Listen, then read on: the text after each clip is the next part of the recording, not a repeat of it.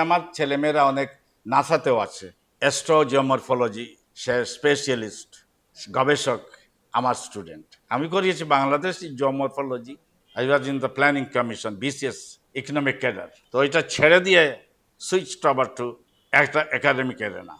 বলছে তোর মুখে তো কমলা লেবুর গন্ধ। কবি তো সুন্দর করে বললেন, সিলেটটা না বলে বললেন কমলা লেবুর গন্ধ, কারণ তখন আপনি তো একজন স্পার্টিস হিসাবে একজন তুখোর মেধাবী শিক্ষার্থী ছিলেন ঢাকা ইউনিভার্সিটির ছাত্র থাকা অবস্থায় থেকে, এরপরে ইউনিভার্সিটির শিক্ষক হলেন।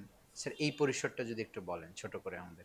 আমি আসলে জন্মেছিলাম সিলেটের এক চা বাগান, সবুজ শ্যামলিমায় ঘেরা, ছোট ছোট টিলা, সেখানের মধ্যে খুব সুন্দর নিসর্গ।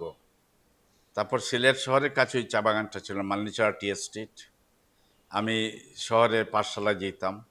তারপর মেট্রিক পাশ করে এমসি কলেজে 2 বছর পড়লাম, সিলেট এমসি ইন্টারমিডিয়েট। কলেজ। হ্যাঁ, তো এমসি ইন্টারমিডিয়েট কলেজের পরে আমি চলে আসলাম ঢাকা ইউনিভার্সিটি। তো জিওগ্রাফিতে আমার পড়াশোনা, অনার্স মাস্টার্স করে ভালো রেজাল্ট ছিল, all through first class. Teacher হই, তার আগে বিসিএস অফিসার ছিলাম অল্প কিছুদিন। তো মানে ছাত্রজীবন থেকে it was my cherish to be a teacher, so I got it. এবং আমি আমার সারা জীবনটাই শিক্ষকতায় কাটিয়ে দিই। আর মাঝখানে আমি রেড ক্রিসেন্ট সোসাইটির সেন্ট্রাল চেয়ারম্যান ছিলাম, এই কেয়ারটেকারে 2 বছর। আর ভিসি ভাইস চ্যান্সেলর ছিলাম এখানেই, আজ থেকে 18 বছর আগে 4 বছর। তাছাড়া ঢাকা ইউনিভার্সিটিতে আমি দেশে বিদেশে যেগুলো আমাদের প্রোগ্রাম হয়, সেমিনার সিম্পোজিয়াম, পার্টিসিপেট করেছি। কখনো কখনো পড়াশোনা করেছি, কখনো কখনো পড়িয়েছ। তো সেগুলো অল্প সময়ের, রেগুলার রুটিন ভিজিট। তো এতটুকুই আমার শিক্ষা। আর আমি গবেষণা করিয়েছি, নিজেও করেছি এক্সটেন্সিভ। আমার তো জিওমরফোলজি বলেছি, যে ভূরূপ তত্ত্ব, ভূমিরূপ বিদ্যা, এটা জিওলজি আর জিওগ্রাফির একটা মিশ্রণ। গ্রাফি। জি।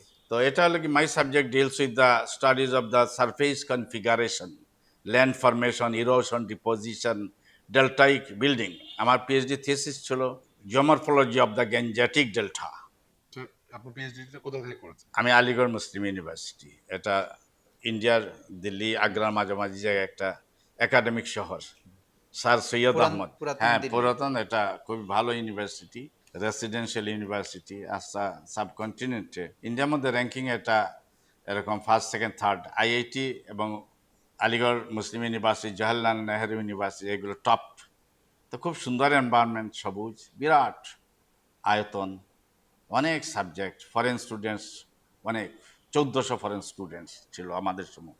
কত তো সালের দিকে হ্যাঁ, স্যার এটা পিএইচডি করেছেন? আমি ওখানে গেছি 80-র দশকে, এইচএস প্রায় 40 বছর হতো, 38, স্যার শিক্ষক 38 বছর হলেন আগে কবে? ফিরে আসি। আমি শিক্ষক হয়েছিলাম 82 সালে, ইউনিভার্সিটি টিচার। তার আগে স্কুলের টিচার ছিলাম।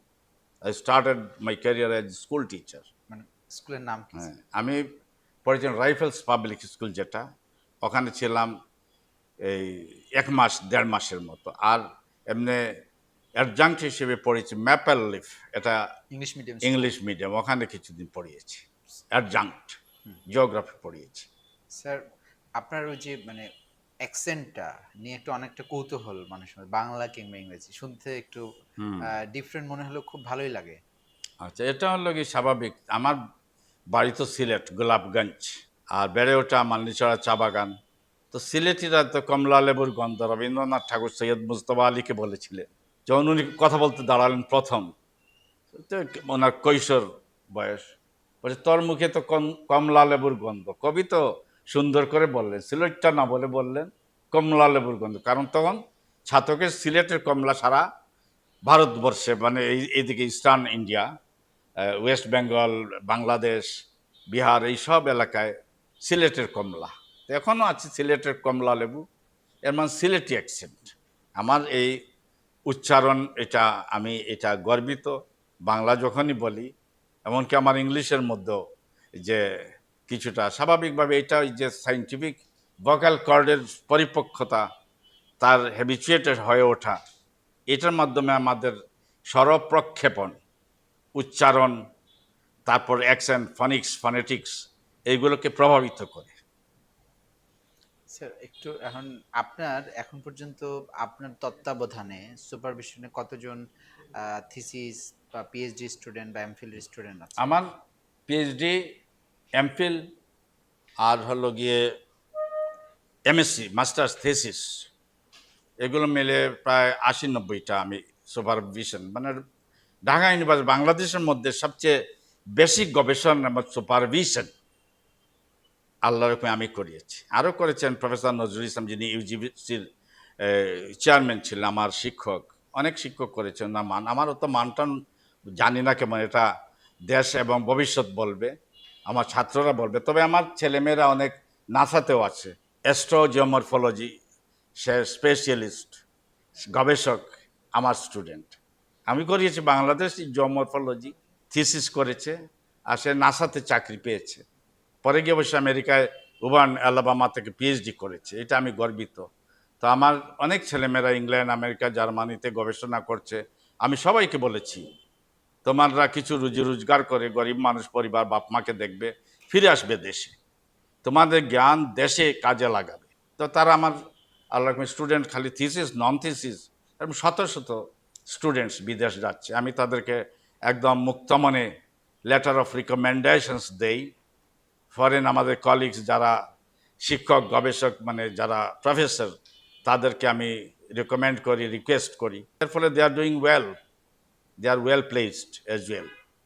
স্যার আপনার এই বিগত শিক্ষকতা জীবনে এখনো পড়াচ্ছেন, মানে খুব তিক্ত কোনো অভিজ্ঞতা এবং সুখকর মনোমুগ্ধকর কোনো স্মৃতি আমাদের? আছে অনেক কিছুতে, কিন্তু স্বাভাবিক, এটা জীবনের অংশ। বেদনা মধুর হয়ে যায় তুমি যদি দাও। তো এইভাবে হলো গিয়ে এগুলোকে আমি নেই যে এই মানুষের অসহিষ্ণুতা, মানুষের বোধ বেড়ে ওঠা, অনেক ফ্যাক্টর কাজ করে, তাদের বঞ্চনা, হ্যাঁ, আর আমি কিভাবে পারসিভ করছি। তো শিক্ষক তো আমি জেনে বুঝে এসেছি, হ্যাঁ। তো এটা হলো গিয়ে আমার অমল ধবল চাকুরি, শিক্ষকতা। আমার সিলেকশন বোর্ডে আমি বলছিলাম যে it's my cherished wish to be a teacher. I was in the planning commission, BCS economic cadre. তো ওইটা ছেড়ে দিয়ে সুইচ ওভার টু একটা একাডেমিক এরেনা, ইউনিভার্সিটি আসলাম। তো ওখানে গেলে তো হয়তো আমলা সচিব আমার সব বন্ধুরা হয়েছেন এই লেভেল।